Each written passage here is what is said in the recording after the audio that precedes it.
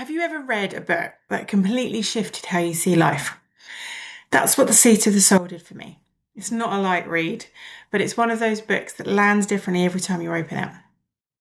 Today, I want to share 10 of the top lessons that really stayed with me, the ones that helped me understand myself, my emotions, and my relationships in a whole new way. I've been leading a book group inside the Sacred Pause, where we've been reading The Seat of the Soul together. One chapter a week for the last, well, no, 2 chapters a week I've been doing actually for the last 8 to 10 weeks, because it's been a bit over that. And I've filmed reflections for every single one. So I spent weeks sitting with these teachings, applying them, watching how they show up in real life and not just on the page. So this isn't a summary, it's a real life version of what happens when you actually read the book. And by the end of this video, I hope that you'll have 10 powerful insights from The Seat of the Soul and how to start noticing them in your own life. You'll see how your emotions, your relationships, and even your sense of purpose show up in a different way. So with that, I'm going to get on with the 10 things. So the first one that comes up is authentic power doesn't come from control. So your authentic power is the opposite to what we see as traditional power. So what we see as traditional power is control, influence, status, chasing those goals where we appear like we've got more money, more control over other people. So we see that a lot in the media at the moment, with the people who are in power going for more and more control, and it's like this need for more. That's kind of the traditional way of thinking of power, but authentic power is where it comes from your integrity, your presence, your alignment. And that's like the new way of being. That's what our soul wants us to go for. Our soul wants us to step into authentic power. And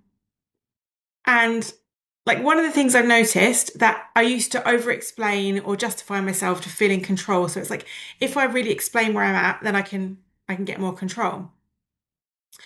But authentic power feels calmer.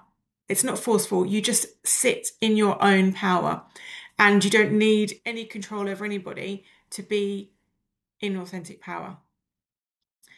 And in Zukhov's words, true power is when your actions come from love and not fear. So it's all that idea of, and when he talks about love and fear, this is worth distinguishing. Love is all the positive emotions like joy, kindness, gratitude, and fear is all the things like fear, anger, jealousy, envy, all of those things that come down that side. So when we're in our authentic power, all of our actions will come from love and everything linked with love. And every emotion, this is point number 2, is every emotion is feedback from your soul. Okay, so the best way to describe this is we have our personality, which shows out in the outer world, and then we have our soul, which basically is our core, and everything that we feel is a spiritual messenger from our soul. And it's not necessarily something we need to fix, it's just something that we are experiencing. And often when something triggers us, it's our soul saying, wow, something you might want to be aware of, something that when you learn from it is going to evolve me. Okay, so your soul is basically saying, this is what you need to work on to evolve your soul, as opposed to fixing your personality. So anxiety, jealousy, frustration, they are all teachers if you listen. It's like, what are you jealous of? And what is that bringing up? So why is that bringing that up? And what is my soul trying to teach me through feeling that emotion? And when we suppress our emotions, it can actually block our intuition. So when we allow ourselves to feel our emotions, to feel what's there, we can allow our intuition to come through and to listen to what that emotion is telling us. And so I've started asking myself more and more, what is this feeling trying to show me? So what's coming up for me? And emotional awareness is a path back to presence, because we often think of mindfulness and presence as, how does the body feel?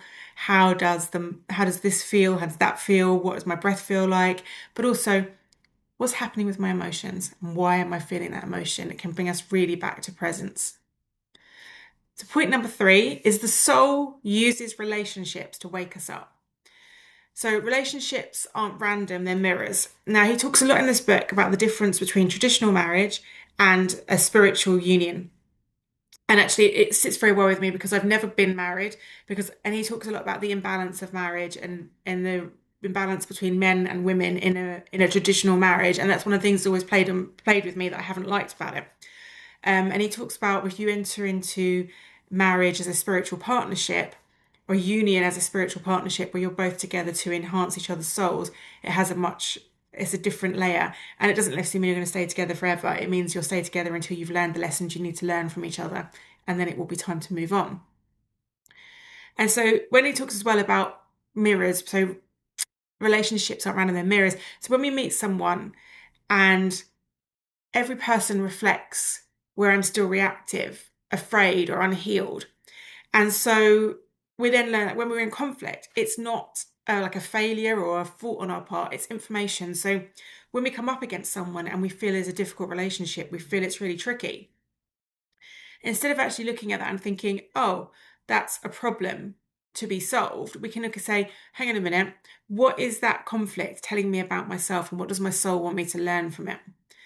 And so it helps you, it's helping me to see patterns that I've been repeating unconsciously, and just learning that every relationship has a purpose, even if it's a hard one. So even if you've had difficult relationships with your parents, and I've had both my parents have difficult relationships in one way or another, that's not necessarily a bad thing. They are lessons that I have needed to learn, and actually both of them have helped my soul to evolve an enormous amount. And the soul will call people in as you go through to reveal what's still unseen. So we can't see it until we can't evolve it in our soul until we can see it. And we can't see it necessarily until something comes into our life to allow us to see it. And so that's the whole purpose of that. Okay. So point number 4 is intention is everything. So you can have 2 identical actions and they can carry a very different energy. So let's suppose you are offering to help people out of guilt or fear or feeling like you should be doing something. That has a very certain energy compared to choosing to help somebody out of love, and it just coming from a natural sense of giving, of love.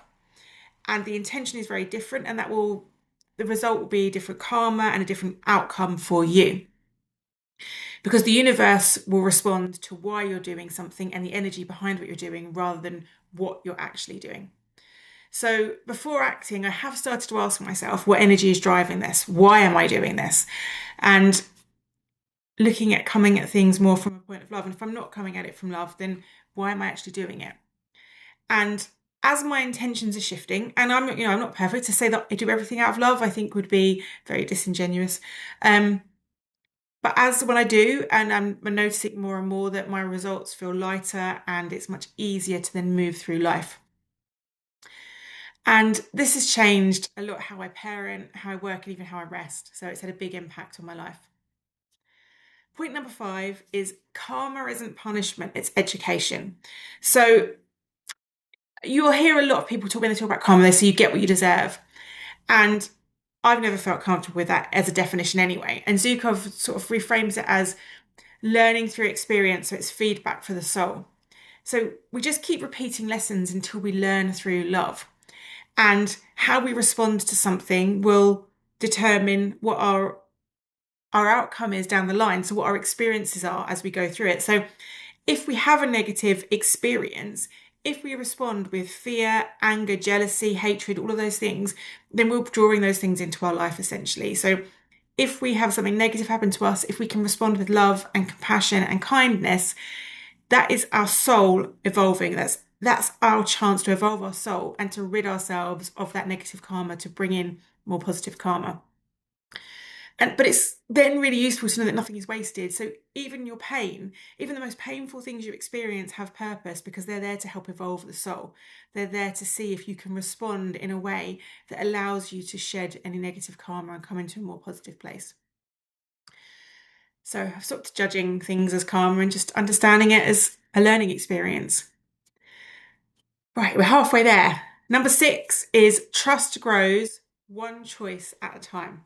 So trust isn't spiritual perfection, it's practice. Okay, so we can practice trust. We don't just have it. And each time I followed a nudge, even when I was scared, it helped to build that faith and to build that trust. And the soul often doesn't shout like shout at you to get you to trust it. It just whispers. And so when you start to tune in and you start to listen, it builds your trust and your faith in following your soul. And you learn to act without evidence and just watch the magic unfold. Just trust that things are going to happen. And so I have been working very hard, and I have been doing some of this all my life, and I think I've been leaning into it a lot more now, is trusting my inner voice over logic. And as someone who has a maths degree, it's quite hard to ignore logic, and I will often slip back into it. So it's training myself to just listen to the inner voice. And this book reminded me that trust deepens through experience, not certainty. And that is so true. The more you experience things, the deeper your trust will become. So point number 7, authentic power requires emotional awareness. So this is kind of tying into the other points that we've already gone through. But you can't live soul aligned while emotionally shut down. So you can't connect your soul and be emotionally closed off. So when you suppress your emotions, it creates spiritual disconnection. And when you feel deeply, it makes power more authentic. So you actually step into your authentic power when you can feel deeply, when you can cry, when you can experience those emotions, and when you can allow them to go through you. And all of that nervous system regulation and awareness and coming into the body and feeling it, it's all spiritual work. It's all allowing you to do that. And when I let myself feel, I become clearer and calmer. And real strength comes from emotional honesty. So that's one of the things I've learned, is that actually allowing myself to feel those emotions enhances my connection with my soul. Right, point number 8. The external world reflects the internal. So this is really important because life mirrors what's happening inside us. And I think that's something, he ties in a little bit in the book about the law of attraction. So we attract what we're putting out. And this kind of ties into that. So when you feel dysregulated inside and you feel all over the place and things feel wrong and you feel angry and fearful and upset and all that, you'll be drawing people in your world that might make you angry. They might be angry, but you'll be drawing, if you feel anger inside, you'll be drawing more instances of anger to you. And I've noticed this when being on social media and reading lots of angry posts and then getting angry about it myself. And then I start to see more and more angry stuff and it builds. So it's about softening those emotions, that even though feeling them, but allowing them to soften and coming at things from true peace. And knowing that every situation we're in reflects our inner vibration. So I stopped trying to fix other people and what they were doing, and just started working on my own energy. And healing within naturally changes how you show up outside anyway. So that changes what you draw to you. So that internal healing is kind of like the key. Right, point number 1, the soul came here with a sacred contract. And I really think this was important. We choose lessons before we arrive. So each one is designed to help us evolve. So even challenges that we are experiencing, they're part of the soul's contract, curriculum, and what they've kind of built in before we were born. And it kind of helps me to make peace with some of the harder lessons that I've lived through. So instead of thinking, why is this happening to me? I can turn it into, what is this teaching me? What does my soul need to learn from this? And just knowing that nothing's random. The soul always has a plan for you and you're on the right path. And living in alignment feels like honouring that contract. And that's really important. So you're actually, by honouring that contract, you're living in alignment and you're connecting with your soul, and that's giving you the authentic power that you need. So the final point 10, real evolution happens through love, not fear. I talked a little bit about this before. So fear can motivate change, but love sustains it. And fear, anger, jealousy, hatred, all of those things, they bring in negative karma with them. And so your soul's path is about choosing love at every opportunity that we can choose it. So the more we choose love, the more we free ourselves from karma. And love doesn't mean weakness. It's the deepest strength that we have. And I've noticed, like, when I'm in difficult situations now, I'm looking to soften and I'm looking at how can I come at this from love, and taking myself a step back and just coming at it from that angle. And every lesson in the book circles back to love, because that's how we evolve, through compassion, presence, and connection. So those are the 10 points for you. I'm just going to go through naming the 10 points again. So 1, authentic power doesn't come from control. 2, every emotion is feedback from your soul. 3, the soul uses relationships to wake us up. 4, intention is everything. 5, karma isn't punishment, it's education. 6, trust grows one choice at a time. 7, authentic power requires emotional awareness. 8, the external world reflects the internal. 9, the soul came here with a sacred contract. And 10, real evolution happens through love, not fear. So, reading The Seat of the Soul wasn't about learning spiritual concepts. It was about remembering what my soul already knew, that love, awareness, and intention are what actually shape our lives.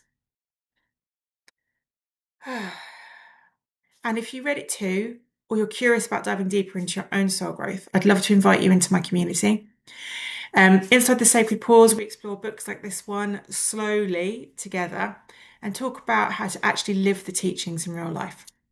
It's a space for nervous system care, emotional awareness, and grounded spirituality without all the fluff.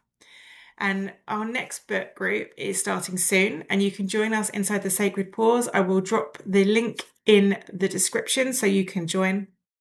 And I'd love to see you in the inside. So thanks for being here. I hope this video resonated with you. If it did, remember to hit like and subscribe, and let me know in the comments what you thought, and I'll see you soon.